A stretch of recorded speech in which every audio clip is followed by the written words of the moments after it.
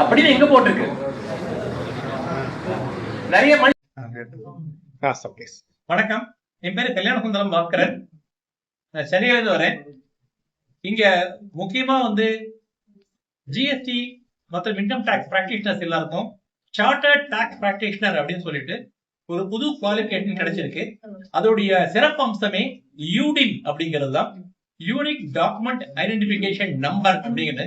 இதனால சிறப்பு என்னன்னு கேட்டீங்கன்னா அடிஷனல் ஓனர்ஷிப் கிடைக்குது. நமக்கு அடிஷனல் பிசினஸ் கிடைக்கிறதுக்கு நிறைய வாய்ப்பு இருக்கு. இங்க இருக்கவங்களை இன்னும் கொஞ்சம் பொறுப்பானவர்களாக மாற்றக்கூடிய பெரிய சந்தர்ப்பம் கிடைச்சிருக்கு. இதனால மார்க்கெட்ல ஒரு கிளையண்ட்டுக்கு தன்னுடைய டேட்டா ரொம்ப சேஃபா இருக்கு, சரியான ஒரு கன்சல்டன்ட் போயிருக்குங்கிற நம்பிக்கை கிடைக்குது. அதுக்கான ப்ராப்பரான ட்ரைனிங் தான் வந்திருக்காங்க. நீங்க வந்திருக்கவங்களை பாத்தீங்கன்னா ஏஜ் டிஃபரன்ஸ் இல்லாம எல்லாரும் கத்துக்கிறதுக்கு ஆவலா இருக்காங்க. காரணம் என்னன்னா இது சிறப்பா செய்யணும், எல்லாரும் நம்மளுடைய வாழ்க்கை தரமும் இதனால உயரணும் அப்படிங்கிற அடிப்படையில தான் இது ஆரம்பிச்சிருக்கோம். இதை தவிர அடிஷனலா உங்களுக்கு ஜிஎஸ்டி அப்டேட்ஸும் கொடுக்குறோம். இதோடைய பர்பஸ் என்ன அப்படின்னு கேட்டீங்கன்னா தினம் தினமும் ஜிஎஸ்டில மாற்றங்கள் வந்துகிட்டே இருக்கு. இந்த மாற்றங்கள் நம்ம தெரிஞ்சுக்கிட்டாதான் நம்ம கிளையண்ட்டுக்கு இதை பத்தி நல்ல ஒரு இன்புட்ஸ் கொடுக்க முடியும், அட்வைஸ் கொடுக்க முடியும். இதுக்கான ரிட்டர்ன்ஸ் நம்மளே ஃபைல் பண்றோம். அதனால நம்ம நல்லா தெரிஞ்சுக்கிட்டா மட்டும்தான் சிறப்பா செய்ய முடியும்.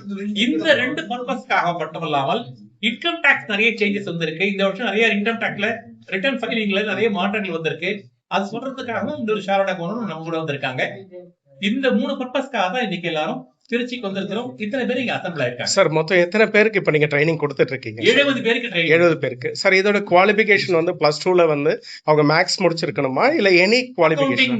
பேசிக் அவங்களுக்கு அக்கவுண்டிங் பேசிக் கண்டிப்பா இருக்கணும். அநேகமா இருக்கவங்க எல்லாரும் கிராஜுவேட்ஸ் தான். அநேகமா கிராஜுவேட்ஸ் தான். இல்லனா அக்கவுண்ட்ஸ் தனியா எடுத்து படிக்கவும் முடியும்.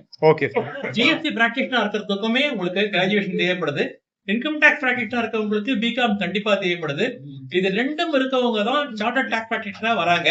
அல்லது ரெண்டுல ஏதாவது ஒன்று இருந்தாலே வந்துடுறாங்க. யூனியன் கொடுக்கறதுக்குமே கண்டிப்பாக ஜிஎஸ்டி பிராக்டிஷனராகவும் இருக்கணும், இன்கம் டாக்ஸ் பிராக்டிஷனராகவும் இருக்கணும். அப்பதான் கொடுக்க முடியும். கிட்டத்தட்ட 28 டாக்குமெண்ட்டுக்கு நம்ம யூடின் இஷ்யூ பண்ணலாம்.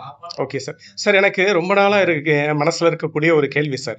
இப்போ இந்த ஆடிட்டர் கோர்ஸுக்கு மட்டும்தான் எந்த விதமான இடஒதுக்கீடோ இல்ல சலுகைகளோ எதுவுமே கிடையாது. ஆனா இந்த எக்ஸாம் பாத்தீங்கன்னா பயங்கர டஃபா இருக்கு.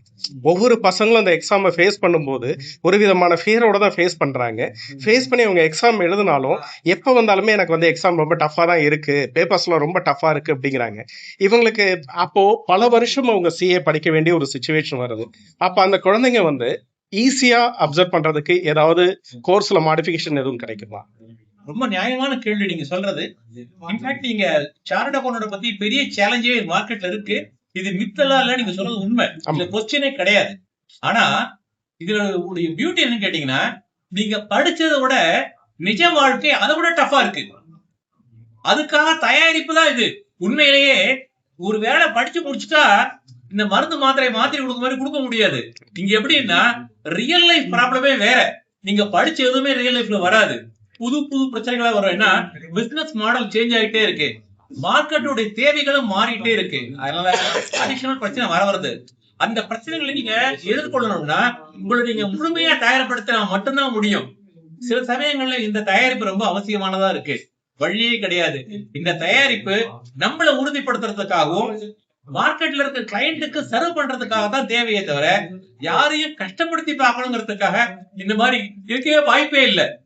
இல்ல சார், நீங்க சொல்றது வாஸ்தவம் தான், இல்லைன்னு சொல்லல.